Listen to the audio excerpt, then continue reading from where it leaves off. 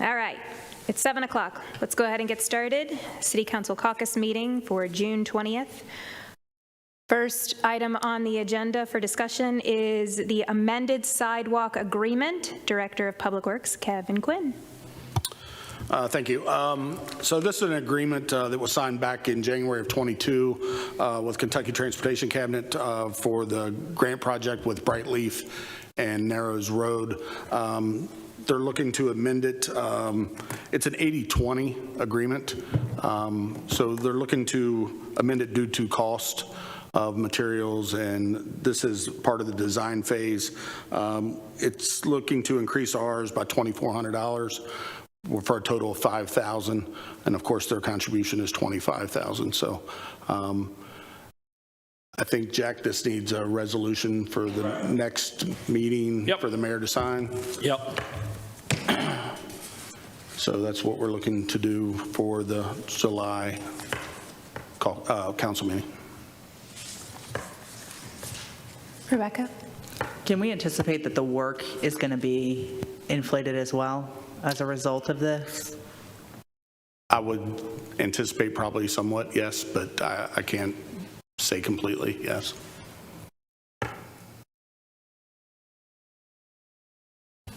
Any other questions? Okay, we'll go ahead and put it on as a resolution at the next council meeting. Okay, number 2, Gary Meyer Emergency Fund, Councilwoman Reckers. So I asked to have this put back on the agenda because I'm not sure if legislation is even really needed. I think, and that's what I'd like to discuss just among peers, if we think legislation is needed. I know it was Mr. Hermes' desire to do so, but some of the things that are written in there were not really what my thought process was, or many of my peers, for how the fund should be so restricted. I believe the emergency fund mentioned was an idea, and this has become legislation, seemingly. So, you know, I know why I voted to ask for the $5 million to be set and put into reserved, and that's because I didn't want there to be a wind down of unreserved funds, and I would like to see a plan for those funds being used versus in a wind down fashion. That's how the documentation was in the spring of last year. That's what my thought process was when we voted on this as the voting majority to move the money to reserved funds. So the way that this is written, it further restricts it. It already requires an act of council to spend the money. So I'm not sure if memorializing that in additional legislation in conjunction with an act of God is even necessary. So I'd like to just have discussion. If anyone has comments, any other, I mean, we should find a way to have a path forward if this is the will of council, but I can stop speaking for now.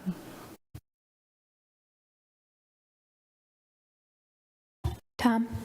Yeah, so I have to agree with Rebecca, Ms. Reckers, because when we looked at this, it was a matter of moving that money over to make sure that we had it available for us, not just using it to balance the budget, but to have it available, in emergencies, but also other situations. When we look at the things, and I discussed this last time, when we do have those accidents, incidents, things like that occur, that we may need that extra fundage out there just to help with. We've talked about Cherry Hill for a long time. The damage that truck has probably done to that, that overpass, that bridge, quote unquote, may be something that we may need to dip in later in our, later on because of that, potentially just to keep that road open. So those are just examples that, once again, is an act of God. Is it this? We're just, going to that capital fund, it allows us to have that ability to be flexible on how that money is utilized. Thank you.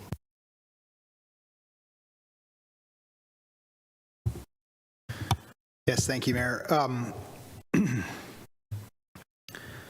Yeah, I guess I would also like to have more of a discussion with council on how the money is accessed and used. Right now, if we were to dip into it, now that the budget has been passed, it would, of course, take a vote or a reading and a vote of council in order to be able to dip into those funds.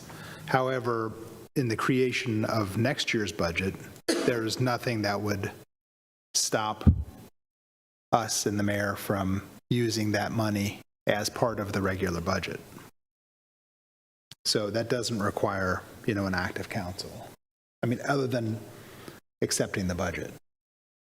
So I think my question would be to have the discussion among council on how we desire to use it. Do we want to make it so that it has to be a reading and voted anytime we dip into that? Or should the mayor have access to? Because right now it's just sitting, it's just money that's been added to the capital fund, and the capital fund is part of what we use each year for the budget. And, one of the things I had asked for was that we track that money independently, just so we can see if we're using it or not. Because right now there's not even any way to well, actually, I take that back. We do have a line item right now. And Mrs. Kramer corrected me. It's not a fund. It's a line item. That's all it is. So, do we want to make it so that it can be accessed readily, or do we want to make it so that council has to approve anytime we touch that capital?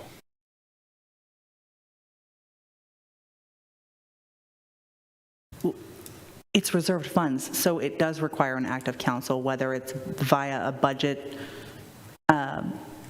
amendment or budget discussion, annual budget. Like there's checks and balances with reserved funds. That's how the fund works for capital purchases. So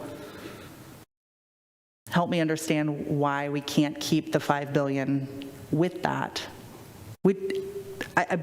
Again, I'm not speaking for my peers, but I believe people just don't want to see the money wound down. We're seeing neighboring cities having issues with revenue and diversification of revenue streams, and we are very well positioned. That the market is volatile right now, but our city is well positioned. But at the time, when my peers and I voted last year, it was the desire of council to not wind down the money and to set it in reserved funds for a later date, or as part of a strategic plan and coming up with a plan in that regard. But this act of God, heavily restricted, it is by the nature of it being in reserved funds restricted from use without an act of council. So I'm just not sure if over legislating this particular fund line item is necessary when it's already reserved. But to be fair, it was already restricted when it was sitting in the general fund. It was just all in one unreserved account instead of breaking it into two different and creating this shell account in the capital fund. So now you have a reserve in the capital. Now you have this other line item, this random $5 million, plus the 30% of appropriations in the general fund, plus the reserves that are already in there. So you are sacking away funds in all different areas. And I just think it lacks transparency by moving it into other places when it was all in one spot. Very crystal clear, couldn't have been used without an act of council anyways.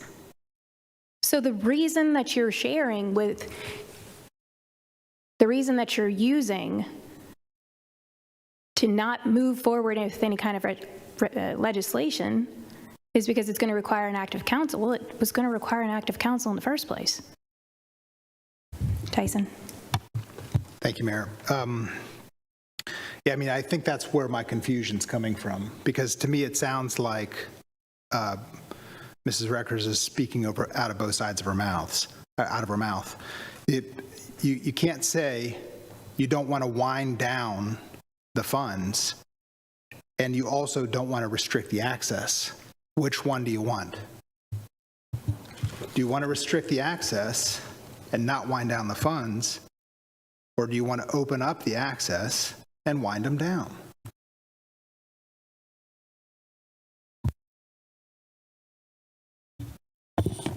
So the way that a capital fund works, as defined in the ordinance, regardless of the additional restrictions added by Mr. Hermes, it includes vehicles, public works equipment, public facilities, land acquisition, police department capitalized equipment, including but not limited to radios, radar units, firearms, fire and EMS, department capitalized equipment, grant projects, MARF projects, new sidewalk projects, sidewalk maintenance, asphalt, and contract roads.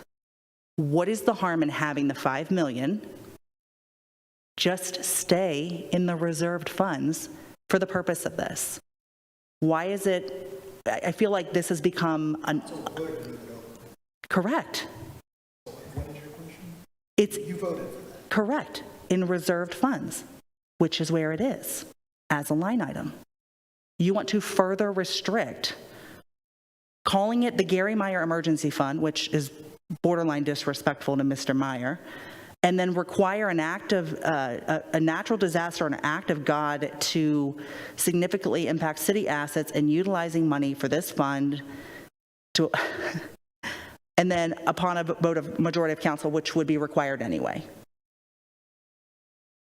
So I mean, we can bring it before council. I have no desire to vote yes on this and won't vote yes on it. I'm not sure what that will do if, against my peers, but as written, this is nothing I would ever support. So I guess I want to understand, just for our clarification, when we are going to do the next fiscal year's budget, and do you want it to stay at a $5 million? So like the 30% appropriations, that dollar amount changes based on what we are spending money on in the general fund. And we add or we subtract, typically we're adding to it because the budget is growing. So that is a variable number. Do you want that to stay $5 million? Do you want it to be utilized for any particular projects? Like, what is the goal for next fiscal year? Because for this fiscal year that's coming up, July 1, we didn't know what we were supposed to do with it, other than we thought that it was for emergency purposes, for capital projects. That's kind of the direction that we thought was voted on. But we don't have clear direction from council on what these funds are utilized for. So to answer your question, I would not want this as part of that calculation, because that would basically invalidate it being kept as a separate line item if we consume that as part of it. And again, I'm not here to speak for my peers. Everyone is welcome to speak up and voice their. Yeah, I am sure, speaking for fine. myself. I just want the money not spent right now, and it wasn't my ask to have it separated. I voted in favor of it because I didn't want it in a position where it could be wound down or used to balance the budget. We've had a lot of expenses in the last year. We paid cash for a public works building. We're very, very proud of that decision. We've had a lot of great capital investments made in the last 24 months. But there's definitely market volatility. If we were to, for whatever reason, whether it's an act of God or not, I don't think it needs to be in there as can be used as an act of God. I think it's assumed that we would tap into that money if there was an act of God. If we were to lose the salt truck or something. Still going to require a first and a second. Of course. So, but why is it necessary to put it in as requiring an act of? I just think it's as written. But is it for emergency purposes? I guess that is the clarification that we're looking for. What was the intent? What was the original intent of moving it into the $5 million? Just to save it for a rainy day, or like what's the intent? Because it was already being saved for a rainy day. Now it's just, we took our rainy day fund and we split it into two. Additional protection. From an emergency? From, I think what she's saying is that the original, when we saw the budget projections over a long time, we saw that that unreserved fund was going to be wound down and eliminated. And we wanted to make sure that there was some money available so that we don't get into the situation where I was begging for more than $800,000 for streets. You know, we were trying to make sure that our police officers weren't driving 10-year-old cars, that we could get the emergency vehicles that we needed and have that in that fund, instead of having it wound down to balance budget or remove that reserve. So, Mr. Cahill, I do understand what you're saying, and I don't disagree. And by the way, too, the ordinance has not been passed with that, and I don't plan on trying to represent that if that's not the will of council. And I've heard you and others loud and clear that it wasn't necessarily meant for emergencies. That was my misunderstanding, and that's why I wanted to add that clarification in there. I hear you that it's not just for emergencies, that it can be used for that, but it's not just that. So I understand. But what I'm saying is when that money is sitting inside the rest of the capital fund, you know, we likely will need new police cruisers in this upcoming year. Do we pull from that money now? Or is it meant to be saved for a rainy day? And all I'm saying is that if it's meant to be saved for a rainy day, we need to articulate when we use it. That's all I was trying to do, is trying to articulate what happens that triggers the use of that money.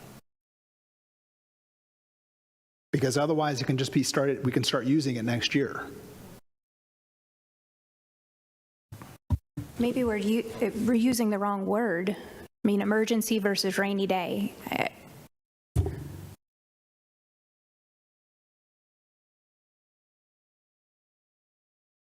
Yeah, so I think, Mayor, that's one thing.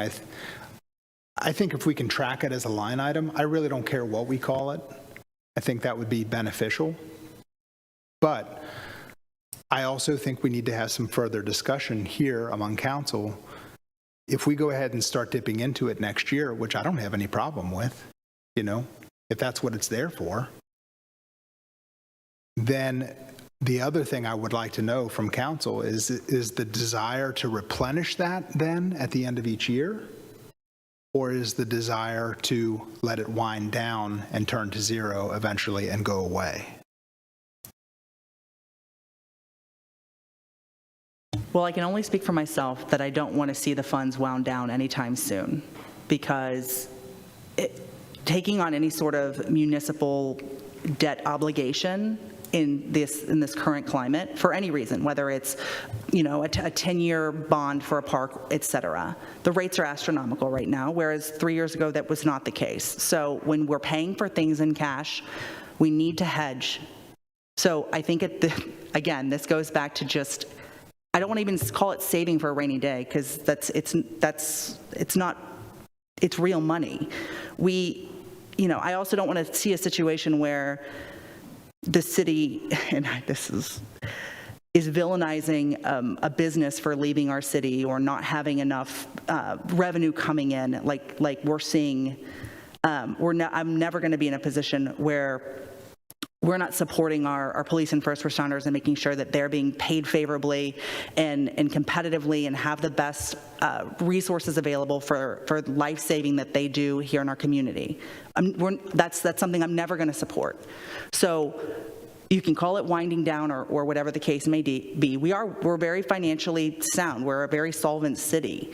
But what's the harm in not spending the money or planning to spending it? I think calling something a rainy day fund is the intent to spend. So if you're wanting, I don't know what the term would be for said line item, because I'm not the arbiter here on that. But if that's what we want to come up with, to where we're not spending it, it's not being part of the percentage appropriation for capital on an annual basis. I mean, I have no appetite to spend the money. So that's just my opinion, and I'm speaking for myself. I'm going to call myself.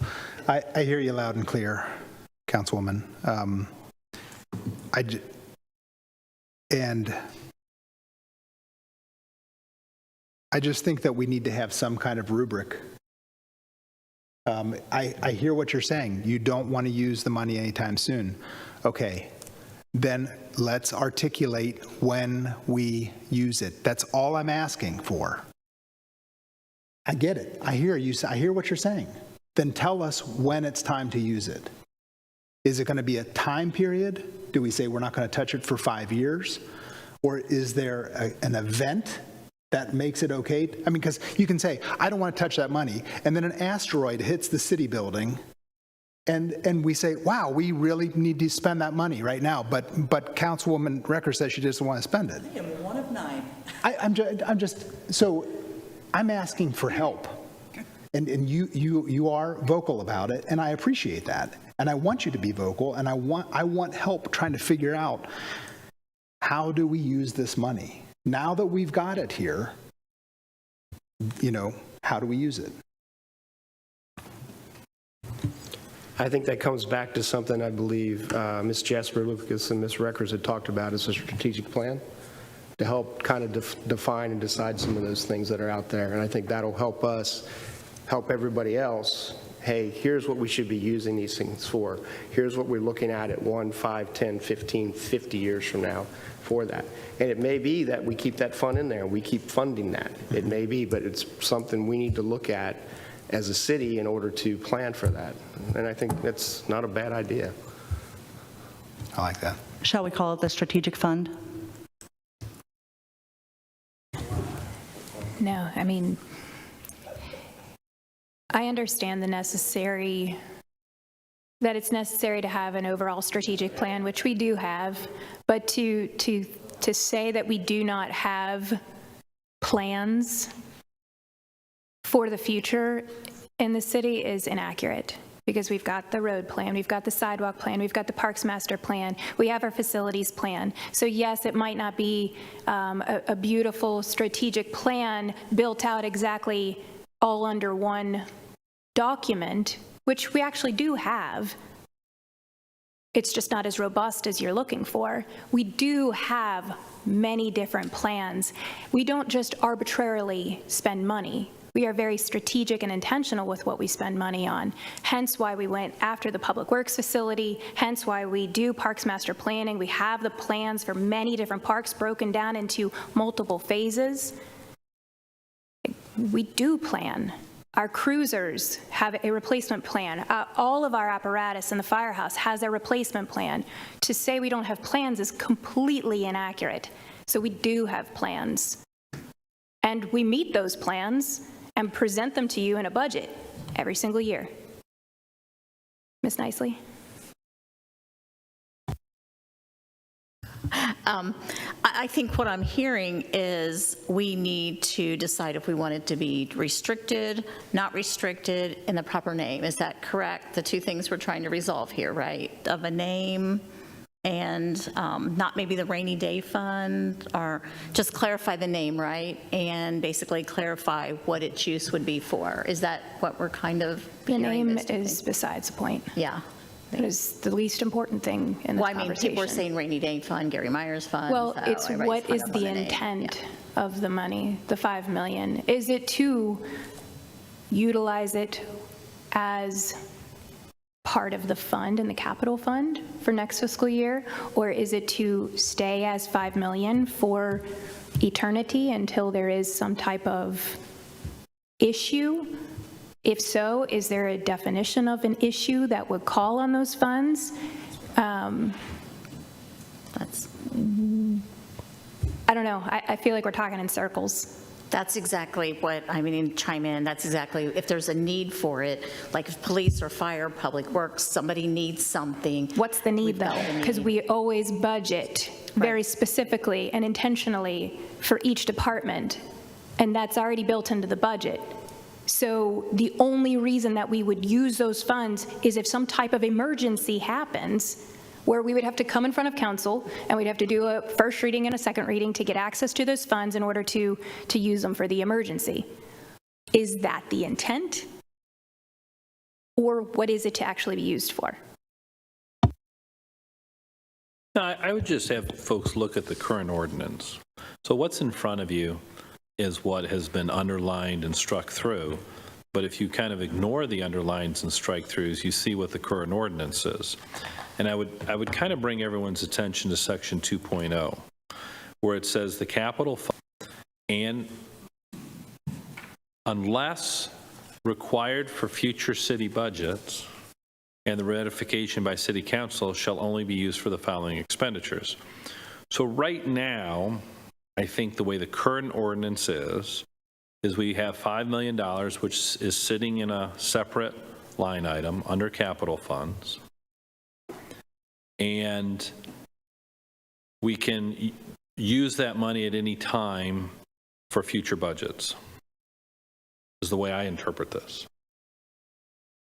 So without being offensive to anybody, it's kind of a useless ordinance as it sits.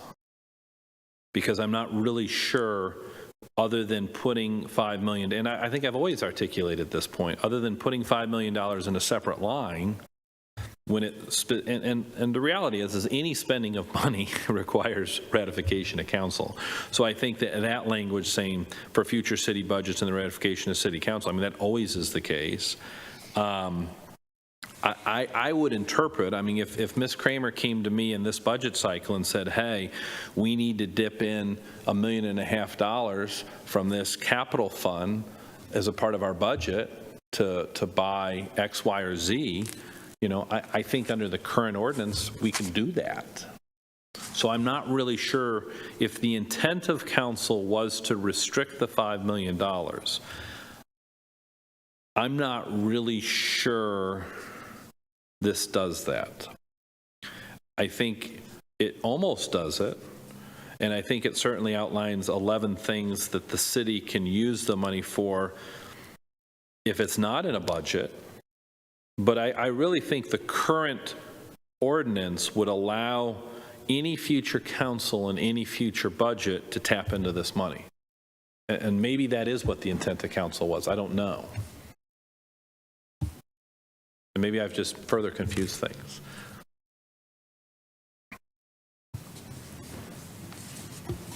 If you want it restricted, I think there needs to be additions to the ordinance to restrict it. And if you want it restricted, then what is it restricted to?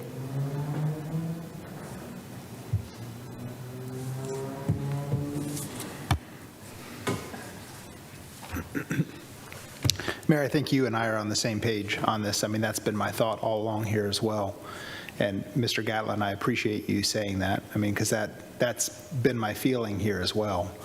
And I guess my thought is, if this council can start to dip into that money without any kind of restrictions, this money will completely evaporate when none of us are sitting up here. And there will be a time when there's none of us sitting up here.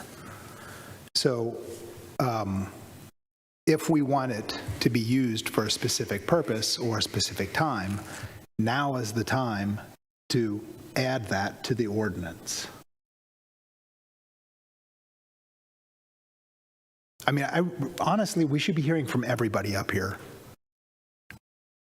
The only person who did not vote in favor of this was Councilwoman Wilson. But yeah, that's what I'm saying. She did not vote for it. But, you know, she has a say just as much as everybody else. And the Skidmores voted in favor of it. We should be hearing from them what they think. That's fine.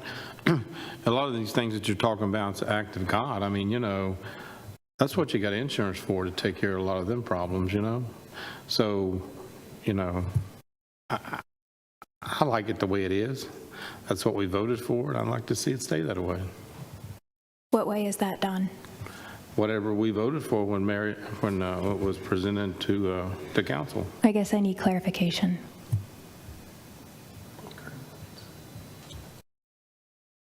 Well, it was a restricted fund, right? No, but that's what Jack is saying, that it's not restricted right now. It's only put into the capital fund, and it can be used for any of the capital purposes. Well, it's two different funds, right? What do you mean? It's two different, it's in two different pots, right? It's in a line item within the capital fund. Well, why can't it be left alone? I mean, What's the purpose of it? well, what's the purpose of not messing with it? Because I think we've taken $5 million from the taxpayers, and it's our obligation to make sure we set an expectation of what it's going to be utilized for. And if it's not going to be used, and it's going to be restricted, then what is it actually restricted Well, I'm sure the for? taxpayer would be happy to see money saved, and that's where it's But at we're right not now. a bank. Well, I'm not saying we're not, but I'm not saying. We've got over 15 million sitting. I don't, well, put some more with it, save some more. That's all you got to do. You Yeah. got too much in there. So that's where I'm at on it. Okay. Ms. Skidmore, do you have anything to add? Yeah, I get tired of coming up here every month, talking about the same thing. There's an expression that says you're beating a dead horse. It's almost like you're treating us like little kids, and you're going to give us one more chance to agree with what you're saying. I guess we're just asking for clarification. And if we don't have clarification, we have to keep asking. It's our job. Ms. Reckers? So what we've discussed over the last few months and toward the end of last year about this is we keep talking about this strategic plan. The budget is passed. It's July is next week. Yeah. So we can discuss putting together that working group or task force or whatever we want to do. If we want to call this, an economic or strategic line item in the interim and have it reserved for, strategic planning or something to that effect, we can do that. The reality is, there are people on this governing body who in the last 15 years have had to vote for tax increases as a result of not having enough reserves and unreserved funds to operate the city. I wasn't part of that, obviously. I've only been here for 5 years, but 3 people on this council that are here, 4 people, Miss Kyle, had to make that tough decision in the wake of the last recession. So recovery doesn't happen overnight. We have done a tremendous job. Our city is in a phenomenal financial position right now. So again, I see no harm in having the money there to hedge in the event that we need that money for something, whether it's a disaster, whether it's the need for a new building or something, or whatever the case may be, whatever happens, whatever uncertainty, You're going in the direction that I'm just saying, having money there in emergency, general, the opposite of winding down. There is no harm in having the funds available just in case. We have volatility with our sources of revenue. We have, anything to that effect. There are some things we can certainly count on, but there are other things we certainly cannot. And you guys know that. So in 2023, we voted on a budget. It was a great budget. It was a great collaboration. We were under the impression until 8 minutes ago that it was restricted funds. So what does council want to do at this point? I see your point in this now, knowing that it's not truly restricted outside of being reserved. Yeah, that's. I would just clarify, I wouldn't say you just knew about it 8 minutes ago. You passed this ordinance. Sure, but you're saying that it doesn't truly. I'm just basing it on a plain reading of the ordinance. Yeah. I mean, it says, look in section 2.0. It specifically says, unless required for future city budgets. That's the current ordinance. So in this last budget process, we went through it with the assumption that it was for emergencies, and we just kept it in the line item as $5 million. We didn't do anything with it. It's just kind of missing money. forget it, put it out of our minds.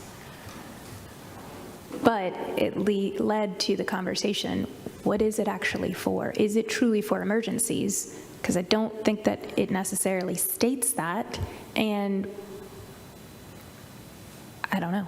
I mean, we're just kind of looking for direction. Well, to me, an emergency is more than just an act of God.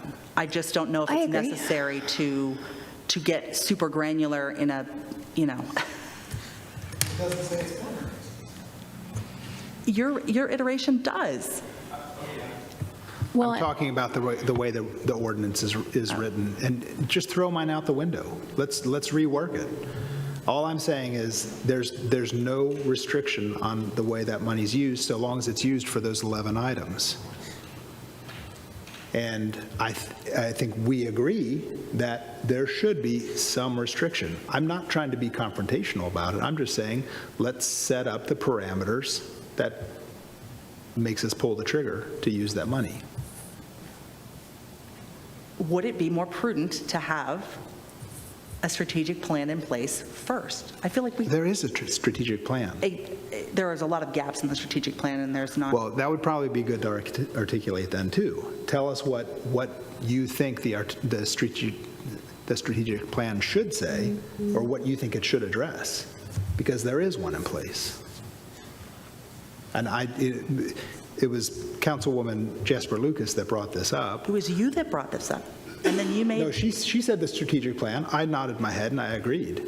And so I said, Ms. Jasper Lucas, there is a strategic plan in place.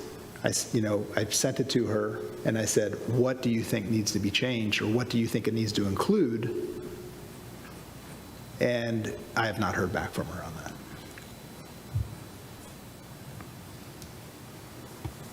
Something that has to be decided tonight. No, but this is a caucus meeting. The whole point is to talk. So well, but remember that there's a first reading already out there on this. So the reason that we were doing it at the caucus meeting is to have a lengthier discussion prior to the second reading and the vote. So if there were going to be changes that needed to be made, or reworking of it, or whatever, now would be the time, so then we would have a new first reading instead of a second reading. That was the motivation. I think one of my points is that doing nothing is not that's not a prudent answer. Because the money will definitely not be used for what it was intended. And I'm not saying it's going to be used on anything bad, but I'm just saying it's not going to be used the way it was intended, or on the things it was intended for. Unless we put those restrictions in there. I mean, I think the mayor foresaw a lot of this. In the writing, the way that the ordinance is written, that there's so much ambiguity in there, and she saw that it really doesn't make a whole lot of a difference. This is a financial transaction. It's just an accounting transaction from one lump to another. Take it from the left pocket and put it in the right pocket. Do we feel like we accomplished something by that? I didn't see the sense in it. That's why I voted no. The mayor didn't agree either. That's why she vetoed the first time we voted on this. And I think we owe it to her, we owe it to us, we owe it to staff, we owe it to the people of Erlanger to articulate what that $5 million is for, other than it being for capital, those 11 items. When should we use it?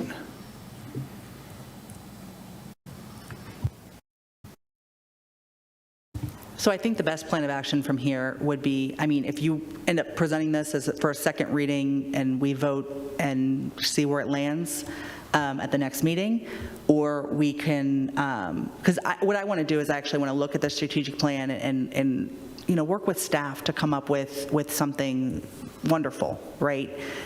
So that, and council, of course, we potentially earmark it for that particular reason.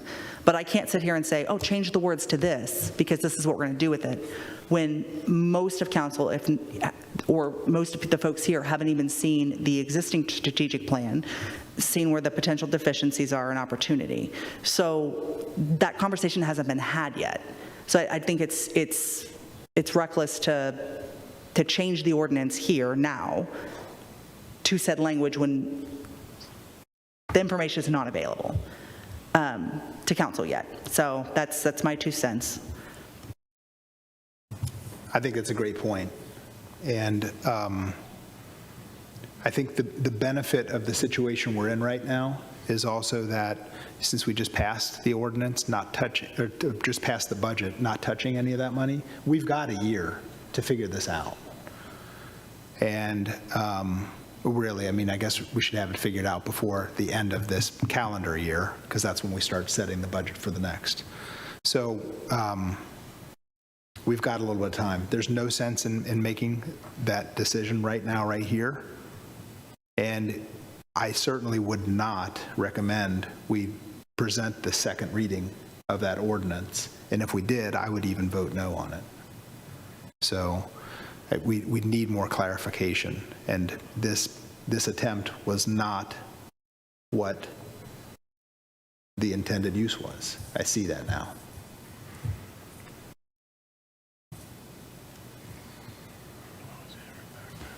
Any other discussion?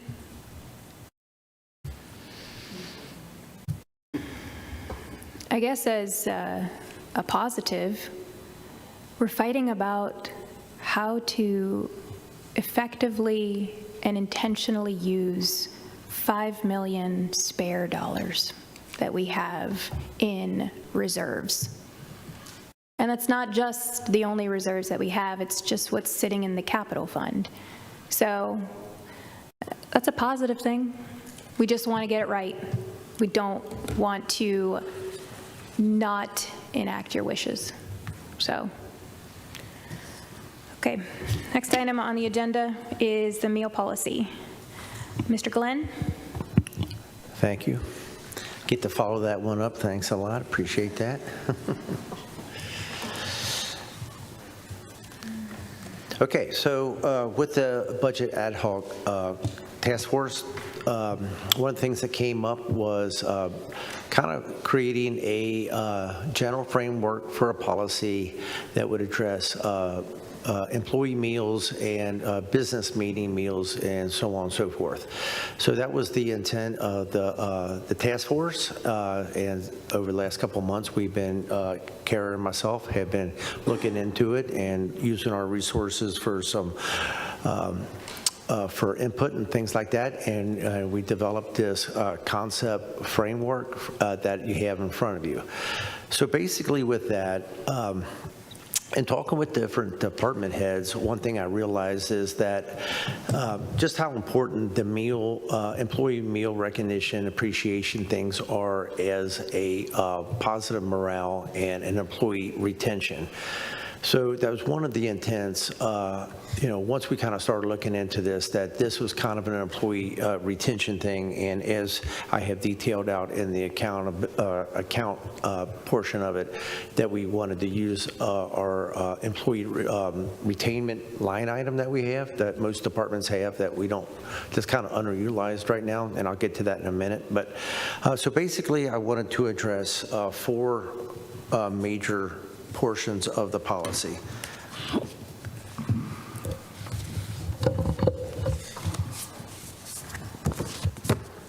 One was to kind of define the importance and the purpose of the policy. One was to define the frequency of what we thought was an acceptable frequency, overall cost of what we should generally line item out, and what budget line item we should take it out of, and the overall approval process. The ad hoc budget committee wanted an approval process. So with the policy that's before you, we started off with the executive summary, kind of talking about the purpose of the policy, followed by item number 1, which is workplace morale and employee retention, which was really, as we talked, like I said, as we talked to each different department head, that really became the importance of the policy. What we all saw that employee appreciation meals really met as far as morale and ultimately employee retention. And I'm not going to read this policy line for line, so I'm going to move on to item number 2, which is the business meetings. So again, that's part of a lot of our workplace responsibilities and things like that. And basically, I just kind of lined it out as saying that, you know, it should be strictly used for the purpose of conducting official business. The frequency, again, you know, we had to pick some sort of frequency. And of course, we're going to have meals that kind of pop up throughout the year. But what I'm talking about is these ongoing or continual type of things that we have. And I'll use the fire department, for example, talking with Randy. You know, they meet with their upper level staff on a every other month basis, just to kind of as a check-in, and then they provide donuts. So the frequency would be every other month. So what we did, and with Kara's help, and John Chamberlain as well, we picked a frequency of quarterly. And again, just as I had mentioned that the fire department has every other month. So it's not meant to be a super strict restriction. It would be something that would come before the CAO on an annual basis, you know, on these ongoing type of meals for approval. So where I'm saying quarterly, you may see some departments doing it a little bit less, maybe some departments doing a little bit more, but we pick quarterly as what would be the definition of occasional. The budgeting portion of it, again, we had to put a number to this. So what we did is we picked $2,000, and I do believe we discussed this with John Chamberlain as well. And what I did not want to do is look at every department and start giving varying amounts, and because I think what this budget number would how this would get vetted would be at our annual budget meetings, and this would go through the CAO, ultimately through the mayor and through council. And what each department head would bring us would be their anticipated budget expenditures for that line item. So you may see on through the budget process, a fire department, police department, maybe using $2,000 or $1,800, where general government may come with a proposal of using $800 or $1,200. But for a general policy purpose, I put $2,000 in it. And then, and what we really want to do is put that $2,000 in line item for employee retention. So that's something that's an existing line item that is, like I said, is underutilized, and we thought it would be a good purpose to put this meal policy there. And ultimately, item number 5, which is approval. So everything's going to come through the CAO for approval. So through the budget process, and on these continual larger scope of things, it'll come through as part of the budget proposal and through the CAO, ultimately through the mayor and council. And then if something was to pop up that would not be part of the budget process, on a small amount, I wouldn't expect any department head to come to me and say, hey, we have something come up and we want to spend $75 on providing a lunch for somebody. But on something larger, per se, I would expect them to come through the CAO for approval. Meals is simple. Number 6, meals is a simple little line. Just spelling out that any meal should not be extravagant, lavish, and of course not contain any alcoholic beverages. And then I thought number 7 kind of came from Kara, and I thought it was awesome, the appropriateness test. So again, you know, any kind of these meals that we plan or business lunches, I think we have to ask ourselves what would a taxpayer think or do, knowing what we're doing and how we're spending the taxpayer dollars. And additional to that is what would happen if the media got a hold of what we're doing and did a feature story on it. How would that portray the city? So, and of course, we want to do everything and portray the city and spend taxpayer dollars in a good light. So I thought that was a really nice item to put in there as well. So in a nutshell, that's 7 items that kind of spell out the meal policy. Does anybody have any questions on that? Yeah, Tyson. I think it's a great policy, and I like the being able to weigh the appropriateness. I think that's a really good point to have in there. My only question would be, you say $2,000 per department. Should we clarify what departments? I mean, so is it police, fire, public works, finance, admin, IT, economic development?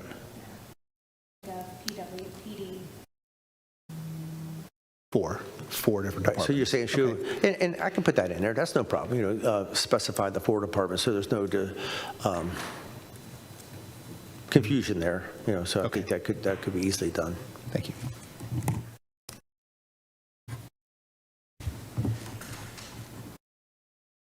Okay, hey, Tom, I'm sorry. Yeah, that's right. Your explanation, though, too, you're saying that what'll happen, though, is this will kind of start to morph into general government says, hey, when I budget, I'm only going to need 800 for the year. This person's only going to need this. And then where is the retirement coming from? Is that going to come out of a separate fund? Yeah. So this doesn't really retire. The $2,000 can't really address retirements because obviously we don't know how many we have coming up. You might have 2, you might have 3 in a year, might only have 1 or none. So, so I think and we always ask our department heads to budget for that. Forecast anybody that is nearing retirement and put money aside for that. So that won't be in this line item or within that $2,000. We want to keep that separate. Okay. And do you know what the average spend per department was prior to this? I do not. Okay. Yeah, I think it greatly varied. Greatly varied. I think what we Thus saw, the need for the policy. I think what Peter and Kara saw is a lot of the upper level management was dipping into their own pockets to do these types of things. And because they did not know what the policy was, or there wasn't a true policy. So it kind of highlighted a need for some clarification for the department heads so that they're not spending their own money, that this is something that they should have access to work on employee retention. Yeah, that's a great point. So yeah, as talking with the department heads, they recognize the need to do this, what it does for morale, and then not having a policy and wondering or, not wanting to operate outside of bounds. They were paying for a lot of things out of their own pocket. Yeah, Dan. Thanks for the clarification. It makes sense, and I think they should continue doing what they're doing and not pay out of their pocket and come to you, and I don't think anybody would take an advantage of it in the city. And I think retention and praise goes a long way with wanting to work with our city and keeping employees, so I think that's important. So I like it. Thank you. Right. Rebecca, do you have a question? I was just going to make a joke that you're not allowed to retire anytime soon because you just got here. Okay. That's a joke. Thank you. Okay, so with that, no other questions. We'll go on and proceed with that policy. I appreciate the input on that. All right, next item up for discussion is fiscal year 25 budget schedule. Mr. Glenn?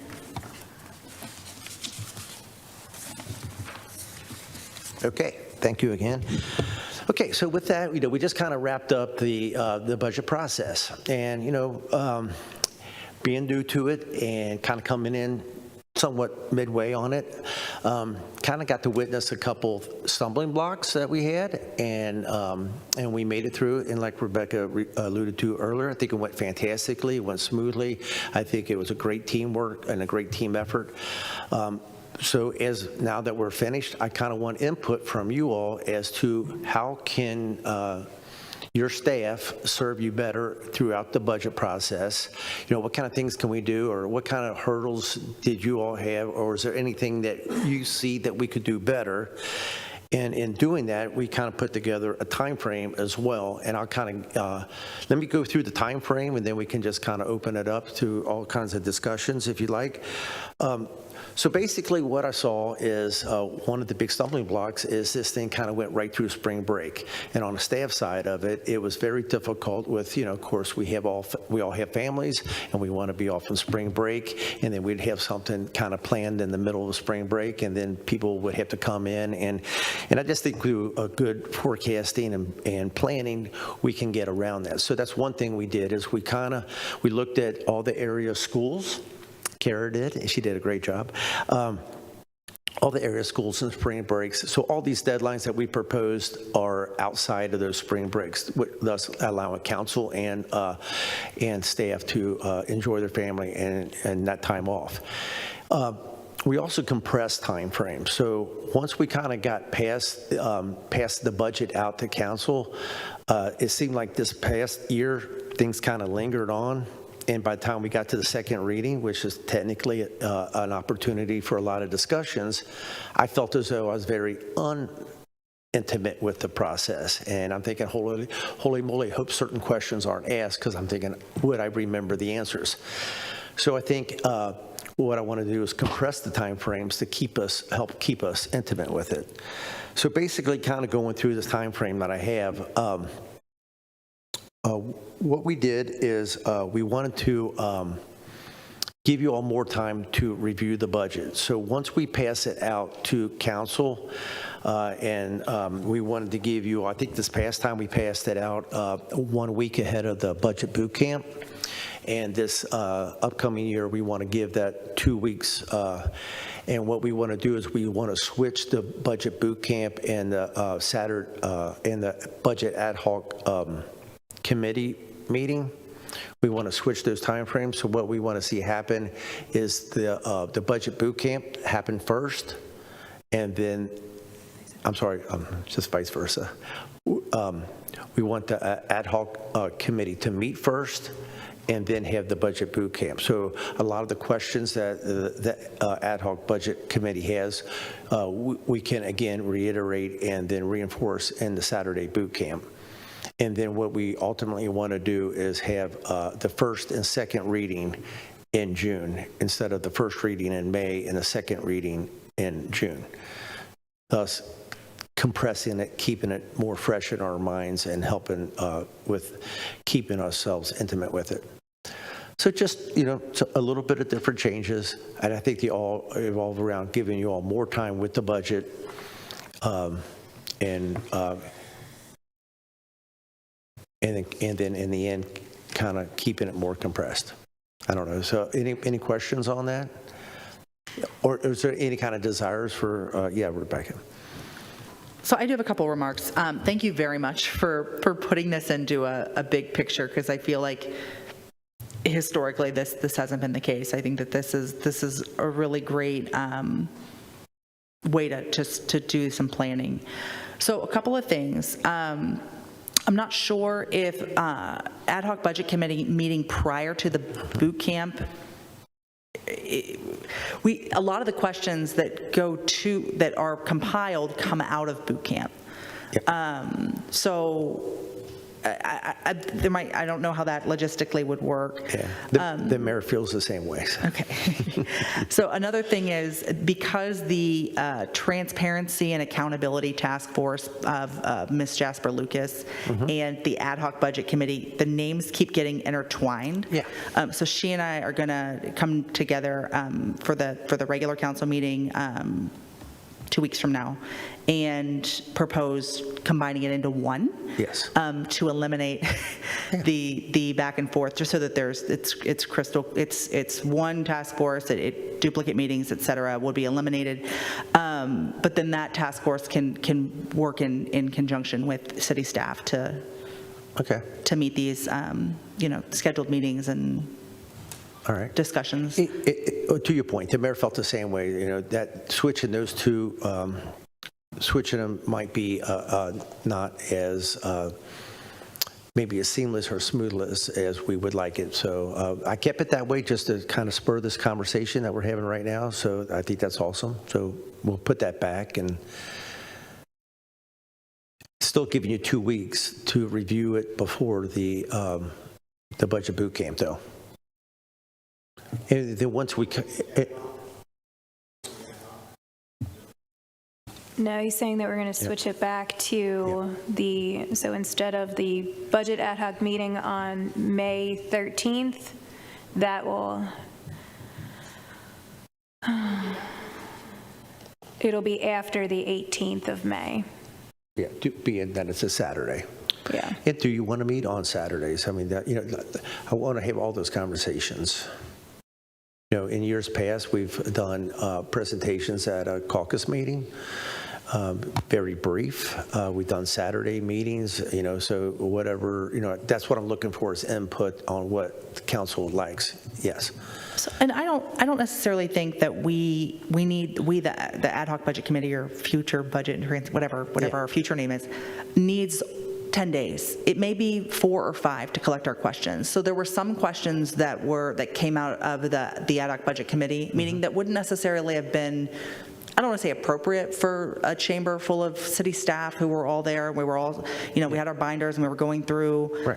Right. So having that more intimate meeting with city staff or department heads and council members works really well. We don't necessarily need, I don't certainly need 10 days, but I need a couple because it's having time to digest, go through everything that I had earmarked, coming up with my questions, and then collecting everyone else's questions into one document to have it so that it could get it to city staff and then have those questions answered. I mean, there's time involved there, but we may not need as much time as 2 weeks. 2 weeks.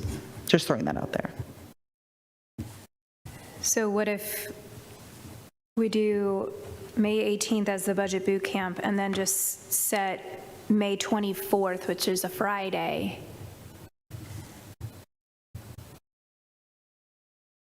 and do it like an 8 a.m.? Not a holiday weekend. The 24th? Yeah. I'm just thinking for Okay. city staff purposes How about the as well. 23rd, a Thursday? Yeah, stay away from that Friday. Okay, 23rd, so We is could do, I mean, 1, 2, 3, 4, 5-ish days, or 4-ish days, depending on if you dig into it the rest of it, the 18th. So you'd have the 19th, 20, 21, 22 to come up with your questions to go to the ad hoc budget meeting on the 23rd at 8 a.m. so you have on here fiscal year 2025 budget and executive committee sent to council on the 31st of May. Is that? I guess that's a final. Okay. That would be the final Yeah, deal, that's the final. which would be still more than capable of occurring, because then if you have the ad hoc on the 23rd, I realistically don't think that 72 hours for council to collect questions, send them to city staff, have those questions vetted, and then prepared for an 8 a.m. meeting on the 23rd is realistic. okay, so. I mean, we're 11 months away, so I feel like we could come up with something that would work. I don't know if you guys have an opinion Give me a on day. that. Yeah, let's see here. Like, what would work? If we're going to try, because then we'd have to push the 31st to have it to you. And the reason that she picked the 31st is that's the day that Sherry sends out the packet.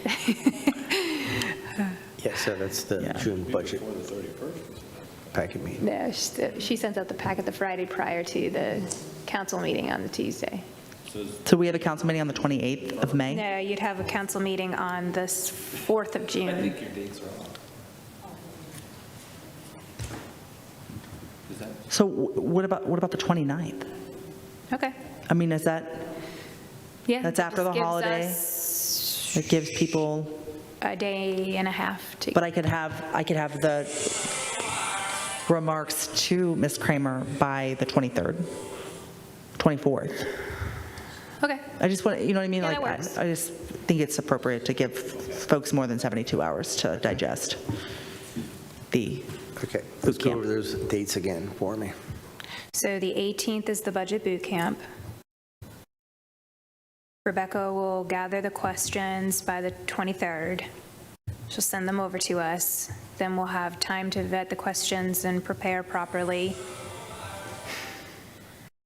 And then the 29th will be the budget, or the ad hoc Are you okay with a morning meeting? I think it just works for staff very nicely. 8 a.m. And then we'll have any changes necessary to be made, we'll have them done by the 31st and have it ready for Sherry to send it out with her meeting packet. Does that work? All right. Mayor, I have a question. Yeah. So usually we send the executive summary when we first send it out, but we did change that to make the executive summary for the final. Are you okay with that? Because it changes so much so that when we're going back and reading, we know what's in there? Or we can do highlights when you send it out, but an executive summary is something that is part of the KRS that we do have to have. So I would like to have it so that when I pull it up, I know exactly what's in there, just because it changes so much. Or it could possibly change. You see what I'm saying? Yeah, but I utilize that executive summary as like why we're doing certain things, why we've put certain things into the budget. So So you we'll want send two? an update. It has a purpose. It has a double for council and for the public. Yeah. So we'll have So- two, we'll have an executive summary and then an updated executive summary. Final. Okay. Yeah. Dated.